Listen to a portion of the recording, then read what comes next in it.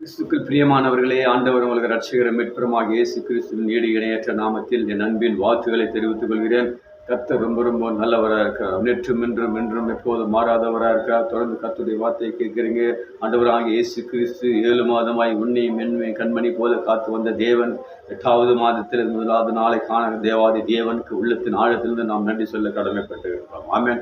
அல்லேலூயா. தொடர்ந்து கர்த்தருடைய வார்த்தையை கேளுங்க. அவரோடு கூட இருங்க. அவர் விசுவாசிக்கிற பிள்ளைகளுக்கு ஒருபோதும் இடர்கள் வராது. ஆமென். அல்லேலூயா. அல்லேலூயா. எபிரேயர் 13:6 சொல்கிறது, கர்த்தருக்கு பயப்படுங்கள், கர்த்தர் உனக்கு எனக்கு சகாயம் செய்கிறவர். அவரோடு கூட நாம் இருக்கும்போது எந்த பயமும் எந்த ஒரு நெருக்கமும் முன்னையும் என்னையும் நெருங்காது. ஆமென். அல்லேலூயா.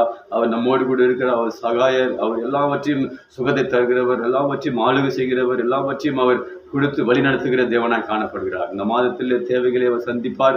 அநேக விதமான போராட்டங்களும் அநேக வித பலவீனத்திலிருந்து தேவன் உன்னையும் காத்து வழிநடத்த போதுமானவராக இருக்கிறார். ஆமென். தொடர்ந்து கர்த்தருடைய வார்த்தையை கேளுங்க. அவர் விசுவாசிக்கிற பிள்ளைகளுக்கு அநேக வித காரியங்கள் கூடுதலாய் அமையும் என்பதற்கு நாம் விசுவாசிக்கிறேன். தொடர்ந்து கர்த்தருடைய வார்த்தையை கேளுங்க. அவரை வேதத்தை வாசிங்க, ஜெபிங்க. இந்த மாத தேவைகள் எல்லாம் அவர் சந்திக்கிற தேவனாய் காணப்படுகிறார். God bless you. கர்த்தர் உங்களை ஆசீர்வதிப்பாராக. ஆமென். ஆமென். ஆமென்.